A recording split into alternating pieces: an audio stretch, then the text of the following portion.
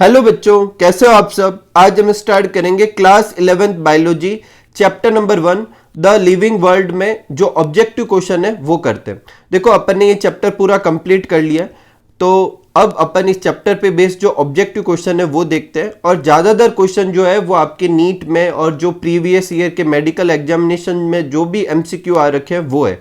तो स्टार्ट करते हैं। फर्स्ट क्वेश्चन लेते हैं। फर्स्ट क्वेश्चन है select the correctly return scientific name of mango which was firstly describe by Carolus Linnaeus. तो चार ऑप्शन है और इसमें से देखो जो सही ऑप्शन है वो है मैंजीफेरा इंडिका LINN। देखो पहला ऑप्शन रॉन्ग है क्योंकि इसमें आई जो है वो कैपिटल दे रखा है। दूसरा ऑप्शन रॉन्ग है क्योंकि उसमें CAR दे रखा है। जो कैरोलस लीनियस में कैरोलस है उसको डिनोट करता है, वो नहीं लिखना होता, आपको सिर्फ साइंटिस्ट का नाम लिखना होता है सिर्फ एक बार, और LINN जो काफ़ी था। फोर्थ जो ऑप्शन है वो रॉन्ग इसलिए है क्योंकि उसमें साइंटिस्ट का नाम साथ में नहीं है, ठीक है। तो इसलिए करेक्ट ऑप्शन कौन सा चूज करेंगे, मैंजीफेरा इंडिका और LINN। सेकंड क्वेश्चन है अपने ICBN का फुल फॉर्म पूछा है। ICBN स्टैंड फॉर, सही आंसर होगा इसका A, international code for botanical nomenclature, ठीक है। नेक्स्ट है which of the following is against the rule of ICBN। ICBN ने जो बाइनोमियल सिस्टम दिया था उसमें से इन चार ऑप्शन में कौन सा रूल जो है वो ICBN के हिसाब से नहीं है। तो देखो फर्स्ट ऑप्शन है कि hand written scientific name should be underline, ये एकदम सही है। Every species should have generic name and specific epithet, ये भी सही है। इस चीज में यहाँ क्लियर कर देता हूँ कि अगर आपको किसी को ये हो कि स्पीसीज नेम की जगह ये स्पीसीज एपिथेट क्यों लिखा हुआ है, तो देखो एपिथेट का मतलब होता है हाफ नेम, मतलब स्पीसीज के नाम से अपन ऑर्गेनिज्म का नाम जो है वो पता नहीं कर पाएंगे, उसके लिए अपन को साथ में जेनेरिक नेम भी चाहिए। तो स्पीसीज का जो पार्ट होता है वो सिर्फ हाफ नेम बताता है, फुल मीनिंग नहीं रखता, इसीलिए अपन को जेनेरिक नेम भी चाहिए होता है। इसलिए स्पेसिफिक नेम की जगह क्या लिखते हैं, स्पेसिफिक एपिथेट। एपिथेट सिर्फ हाफ नेम को डिनोट कर रहा है, ठीक है। ये ऑप्शन भी सही है। नेक्स्ट है scientific name are in Latin and should be italic में होने चाहिए, ये ऑप्शन भी सही है। अब लास्ट ऑप्शन है कि जेनेरिक और specific name should be written starting with small letter, ये रॉन्ग है। क्यों रॉन्ग है, क्योंकि स्पीसीज नेम तो स्मॉल लेटर से स्टार्ट होना है लेकिन जेनेरिक नेम जो है वो कैपिटल लेटर से स्टार्ट होना चाहिए। तो अपन को रॉन्ग स्टेटमेंट ही चूज करना था, तो कौन सा होगा, D। नेक्स्ट लेते हैं अपन क्वेश्चन नंबर 4। देखो क्वेश्चन नंबर 4 में क्या दे रखा है, which one of the following aspect is exclusive character of living thing. वो कैरेक्टर चूज करना है जो सिर्फ और सिर्फ क्या हो, लिविंग थिंग में हो। तो इसका आंसर होगा ऑप्शन C। ऑप्शन C क्यों होगा, क्योंकि ऑप्शन C में क्या है, बेसिकली क्या दे रखा है, perception of events happening in environment. इस लाइन का मतलब है कि अपने आसपास जो भी चीजें होती है उसको अपन रिसीव करने की एबिलिटी रखते हैं, ठीक है। और ये एबिलिटी लिविंग थिंग में होती है। इसको अपन ने क्या नाम दिया था, कॉन्शियसनेस। तो कॉन्शियसनेस तो क्या होता है, डेफिनेट कैरेक्टर होता है, किसमें, डिफाइनिंग कैरेक्टर होता है लिविंग और नॉन लिविंग में। इसलिए कौन सा ऑप्शन चूज करेंगे, C करेंगे। नेक्स्ट है the label of herbarium seed does not carry information on. जो हर्बेरियम की सीड जो होती है वो इनमें से कौन सा ऑप्शन मतलब इंफॉर्मेशन नहीं रखती है। तो डेट ऑफ कलेक्शन रखती है, नेम ऑफ कलेक्टर रखती है, लोकल नेम भी रखती है, हाइट ऑफ प्लांट नहीं रखती। तो अपन को रॉन्ग ऑप्शन ही चूज करना है, तो D ऑप्शन होगा, ठीक है। नेक्स्ट है one of the most important function of botanical garden. Botanical garden के बारे में मोस्ट इंपोर्टेंट फंक्शन क्या है, तो पहला ऑप्शन जो दे रखा है कि they provide beautiful area for recreation, ना ये नहीं था। सेकंड है कि one can observe tropical plant here, ये भी नहीं है, ठीक है। They allow ex situ conservation. तो देखो जब मैंने बॉटनिकल गार्डन और जूलॉजिकल पार्क करवाए थे तो मैंने बताया था कि वो टेक्सोनॉमिक इंपोर्टेंस तो रखते ही हैं, साथ में वो ex situ कंजर्वेशन भी देते हैं। तो ये ऑप्शन सही है। लास्ट ऑप्शन भी देख लेते हैं, they provide natural habitat for wild life, ना ये भी नहीं है, ठीक है। तो बॉटनिकल गार्डन तो प्लांट के लिए होते हैं, ठीक है। वाइल्ड लाइफ वैसे प्लांट की भी हो सकती है लेकिन ये ऑप्शन नहीं है, ठीक है। तो अपने जो होगा वो कौन सा ऑप्शन चूज करना है, C, they allow ex situ conservation. क्योंकि लास्ट ऑप्शन में प्रॉब्लम ये है कि नेचुरल हैबिटेट नहीं देते, ये नेचुरल हैबिटेट नहीं है। बॉटनिकल गार्डन जो होते हैं उसमें जो भी प्लांट वगैरह रखे जाते हैं वो उनका नेचुरल हैबिटेट नहीं होता, किसी और जगह रखे जाते हैं, ठीक है। तो C ऑप्शन होगा। नेक्स्ट है which one of the following is not a correct statement. Correct statement कौन सा नहीं है ये बताना है। तो पहला ऑप्शन है a museum has collection of photograph of plant और एनिमल्स, यही रॉन्ग स्टेटमेंट है, क्योंकि म्यूजियम में क्या स्पेसिमेन होते हैं ना कि फोटोग्राफ, ठीक है। सेकंड है कि key is a taxonomic aid for identification, ये एकदम सही है। हर्बेरियम हाउस जो होते हैं उसमें dried, press, preserve plant specimen होते हैं, ये भी सही है। बॉटनिकल गार्डन जो होते हैं उसमें लिविंग प्लांट रखे जाते हैं रेफरेंस के लिए, ये भी सही है। तो अपन को रॉन्ग स्टेटमेंट चूज करना था, तो वो फर्स्ट है। नेक्स्ट है टेक्सॉन ईच। टेक्सॉन क्या होता है? पहला ऑप्शन है ग्रुप ऑफ रिलेटेड फैमिली। अब देखो ग्रुप ऑफ रिलेटेड फैमिली जो होता है उसको अपन क्या कहते हैं? ऑर्डर कहते हैं। क्या कहते हैं? ऑर्डर। और ऑर्डर क्या है? एक टेक्सोनोमिक कैटेगरी है। A group of related species उसे अपन जीनस कहते हैं, और वो भी एक टेक्सोनोमिक कैटेगरी है। ग्रुप ऑफ रिलेटेड ऑर्गेनिज्म, ये तो कुछ बना ही नहीं। नेक्स्ट है taxonomic group of any ranking, ये एकदम सही ऑप्शन है, ठीक है। तो कौन सा चूज करेंगे? डी। नेक्स्ट है one of the most important function of botanical garden is that, ये रह गया क्वेश्चन, 2 बार मैंने कर दिया, तो इसका भी अपन ने देखा था कि कौन सा ऑप्शन होगा, इसका अपन ने कौन सा चूज किया था? एक्स सिटू कंजर्वेशन के लिए। नेक्स्ट है स्पीसीज आर कंसिडर्ड एज। अब स्पीसीज के बारे में देखो, यहाँ नीचे जो ऑप्शन है, कभी कभी आपको ऐसे ऑप्शन भी मिलते हैं जिसमें आपको लगता है कि दो ऑप्शन सही है, लेकिन आपको ज्यादा करेक्ट ऑप्शन जो होता है वो चूज करना है। और इन 4 में से जो सबसे करेक्ट ऑप्शन है वो है सबसे फर्स्ट, कि जो स्पीसीज होती है वो रियल बेसिक यूनिट होती है किसकी? क्लासिफिकेशन की। अब लोवेस्ट यूनिट ऑफ क्लासिफिकेशन भी सही है, लेकिन जब ऑप्शन में वो फर्स्ट है कि real basic unit of classification, तो यही ऑप्शन चूज करेंगे, ठीक है। नेक्स्ट है Linnaeus involve a system of nomenclature. Linnaeus ने जो नोमेनक्लेचर का सिस्टम दिया था वो कौन सा था? मोनोमियल? नहीं। वर्निक्यूलर? देखो वर्निक्यूलर बेसिकली लैंग्वेज का सिनोनिम्स होता है, यहां पर नहीं है, ठीक है। कहीं पे भी लोकली जो लैंग्वेज बोली जाती है उसके लिए वर्ड यूज करते हैं, तो इसका तो नोमेनक्लेचर से कुछ लेना देना ही नहीं है। बाइनोमियल सिस्टम सही है, पॉलिनोमियल सिस्टम नहीं, तो ऑप्शन क्या होगा? सी, बाइनोमियल सिस्टम। नेक्स्ट है nomenclature is governed bye a certain universal rule. कुछ रूल से नोमेनक्लेचर देते हैं, नीचे 4 ऑप्शन दे रखे हैं, इनमें से कौन सा जो रूल है वो रॉन्ग है, अपन को ये बताना है, ठीक है। पहला है the name are written in Latin and italics, ये एकदम सही है।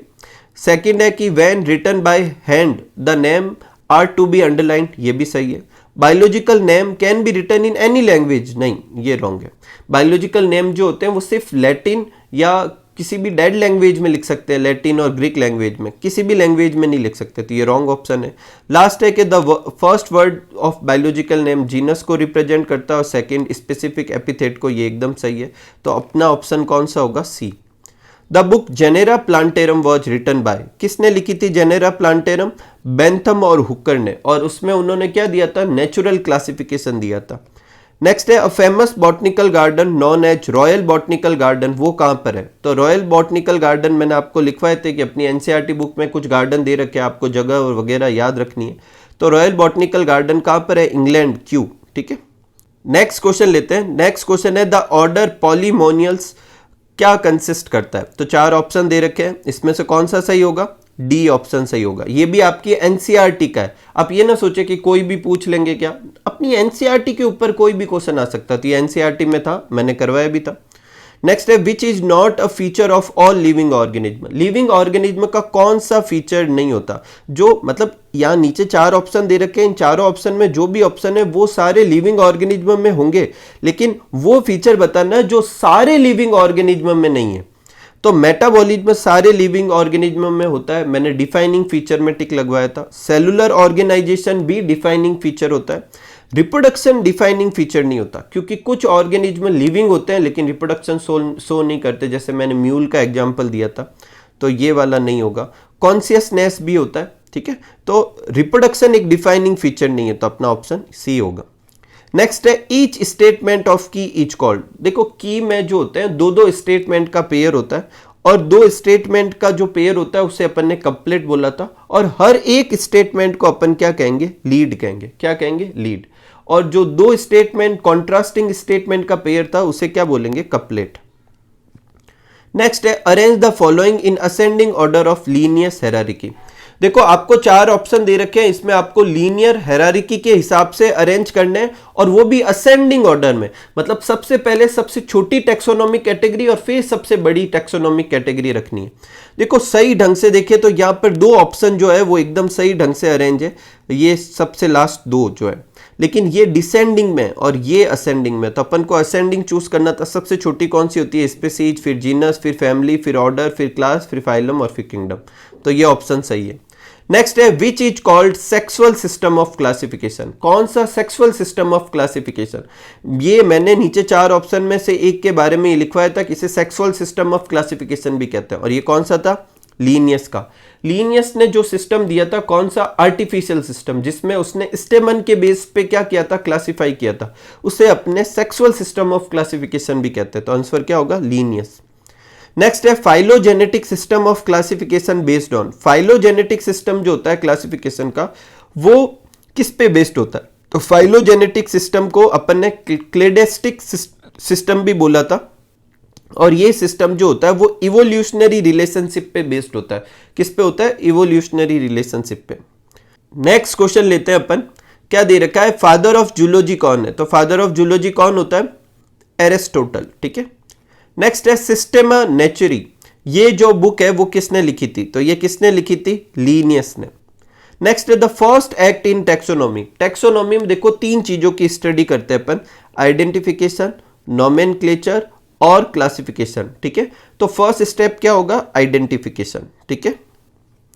नेक्स्ट है, तो देखो ऐसे क्वेश्चन भी आते हैं जिसमें आपको 2 कॉलम दे देते हैं, आपको करेक्ट ऑप्शन पहले चूज करने और फिर आपको मतलब सही ऑप्शन चूज करना है। ये आपके ऑब्जेक्टिव हैं। ठीक है। ये तो पूरा ही क्वेश्चन है जो ऊपर दे रखा है, तो आपको पहले मैच कर देना है कॉलम ए को कॉलम 2 से। ठीक है। तो हर्बेरियम, हर्बेरियम के बारे में कौन सी चीज है? तो देखो अपन इस तरफ से देखते हैं, बड़े बड़े स्टेटमेंट है तो उसे अपन मैच करते हैं। पहला जो है वो दे रखा है, it is a place having collection of preserve plant and animal. Preserve plant और एनिमल जो रखते हैं वो तो कौन सा होता है? म्यूजियम होता है। तो सी जो है इसका कौन सा हो जाएगा? फर्स्ट। फिर a list that enumerate the mathematically all the species found in area. सिर्फ लिस्ट किस में होती है? कैटालॉग में होती है। तो डी जो है उसका क्या हो जाएगा? सेकंड हो जाएगा। ठीक है। फिर है is a place where dried and press plant specimen mounted on the sheet. ये तो क्या हो जाएगा? हर्बेरियम का हो जाएगा। तो ए का क्या हो गया? थर्ड हो गया। ठीक है। फिर है अपने लास्ट ऑप्शन बचता है, वो वैसे भी इसी का ही होता है लेकिन फिर भी कंफर्म हो जाएगा कि अपन ने सही चूज किया। अब booklet containing list of character. Booklet तो इनमें से एक ही बुकलेट दिख रही है, कौन सी है? कि जिसमें अल्टरनेट दे रखे होते हैं आइडेंटिफिकेशन के लिए। 2 अल्टरनेट होते हैं, उनको अपन क्या बोलते हैं? कपलेट, और उसमें से हर एक को क्या कहते हैं? लीड। तो जो बी है इसका क्या हो जाएगा? फोर्थ। ठीक है। तो अब देखते हैं अपने कौन सा ऑप्शन सही है। ए में 3 आना चाहिए, ए में 3। बी में क्या आना चाहिए? 4। नहीं, ये नहीं है। देखो ए में 3, बी में 4, सी में 1 और डी में 2। तो कौन सा सही हो जाएगा? D option. तो इसका डी सही होगा। नेक्स्ट क्वेश्चन लेते हैं, match column first with column second. तो देखो इसमें अपन को कॉलम फर्स्ट में दे रखे हैं, कॉलम सेकंड में कुछ नाम दे रखे हैं, तो अपन को मैच करने। तो देखो सबसे पहले आपको इसमें से जो पता चले पहले आप वो कर लें। जैसे आर्थ्रोपोडा, ये आसानी से अपन, ये जो दे रखा है वो भी आपके एनसीईआरटी बेस्ड ही है। आपके जो फर्स्ट चैप्टर में 4 का क्लासिफिकेशन दे रखा है, हाउस फ्लाई का दे रखा है, वीट का दे रखा है, ह्यूमन का दे रखा है। ठीक है। तो ये हाउस फ्लाई के ऊपर है। तो आर्थ्रोपोडा जो होता है वो क्या होता है? फाइलम। तो डी का तो क्या हो गया? अपने सेकंड हो गया। ठीक है। फिर अपने देखो आगे चलते हैं अपने डायप्टेरा। डायप्टेरा जो होती है वो बेसिकली क्या होता है? ऑर्डर होता है। ठीक है। तो बी जो होगा उसका क्या हो जाएगा? फर्स्ट। उसके बाद चलते हैं ये मस्कीडी, ये जो है वो बेसिकली फैमिली का नाम है। तो ए जो है उसका क्या हो जाएगा? अपने थर्ड ऑप्शन हो जाएगा। और इंसेक्टा क्या होती है? क्लास होती है। तो सी जो है उसका अपने हो जाएगा फोर्थ। तो ए का थर्ड ढूंढते हैं। देखो ए का थर्ड इन 2 में, बी का फर्स्ट, ये रहा बी का फर्स्ट, सी का फोर्थ और डी का सेकंड। तो कौन सा हो जाएगा? ए ऑप्शन हो जाएगा।